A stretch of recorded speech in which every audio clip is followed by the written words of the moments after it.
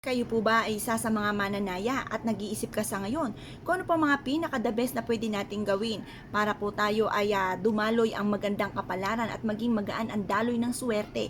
Kung napapansin ninyo na parang napakailap ng swerte at parang humihigit ka ng ahas sa lungga para lang ikaw ay swertihin, gamitan natin ito ng bulak para pagaanin ang daloy ng swerte. Kung kayo po ay isa sa mga negosyante or mananaya, the best po ito mga bossing. Pero mas mainam wag nyo itong ipagsasabi kahit kanino. Dahil alam nyo po ba mga bossing ko na mas may nakakaalam na mga ginagawa ninyo, lalong natatagalan ang swerte na ninanais po ninyo. Kaya hayaan nyo na lamang po na ma-amaze sila sa mga swerteng darating sa inyo pong buhay. Ito po isa sa mga sikreto at subok na napakaswerte.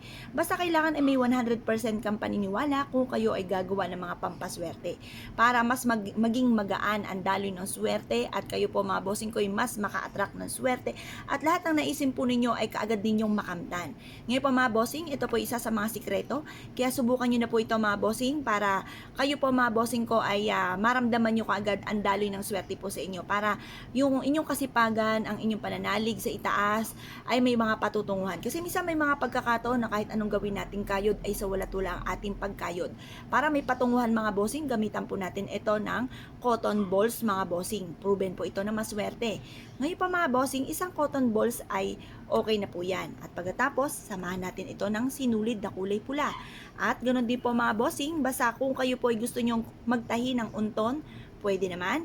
Pero kung ayaw nyo po na magtahi ng unton at kayo po ay meron pong pouch na kulay pula, the best din po yan mga bossing.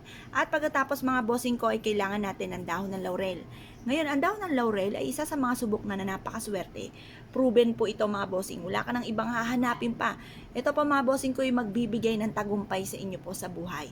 Ito pa mga bossing, mag-wish ka sa kanya ng 10 pesos, ang ipagkakalob sa inyo ay 100 pesos. Ganon siyang ka-generous mga bossing. Ngayon pa mga bossing, ang paggawa po ng ganito kailangan sa umaga. 6:30 or kaya po ay alas 7, basta hanggang alas 8 lang ng umaga ang paggawa ng pampaswerte.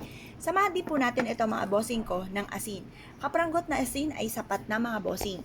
Ngayon pa mga bossing, kahit gantong kadami lamang, okay na po ito.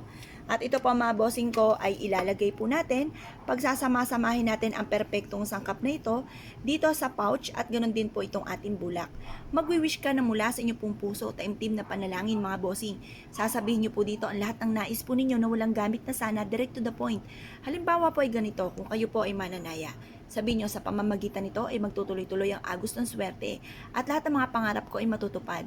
Banggitin ang mga numero na inyo pong tinatayaan, yung mga alagang numero po ninyo. Huwag ka namang magpabago-bago ng numero dahil ito po ay i-wish nyo na po dito, yan lang ang lagi nyong aalagaan, yan ang lagi nyong tatayaan. Halimbawa po kayo po ay paborito nyo ang numero 1, 7, 25, 40, or kaya po ay 9 or kaya 18, pili lang po kayo dyan mga bossing, or kaya po ay 43, yan. Mamili lang po kayo dyan kung anong gusto nyo pong alisin. Sample lang naman po yan mga bossing.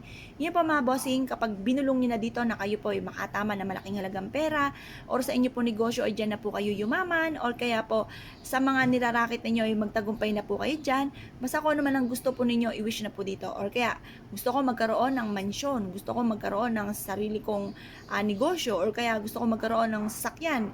Banggitin nyo kung ano yung gusto nyo sa sasakyan mga bossing.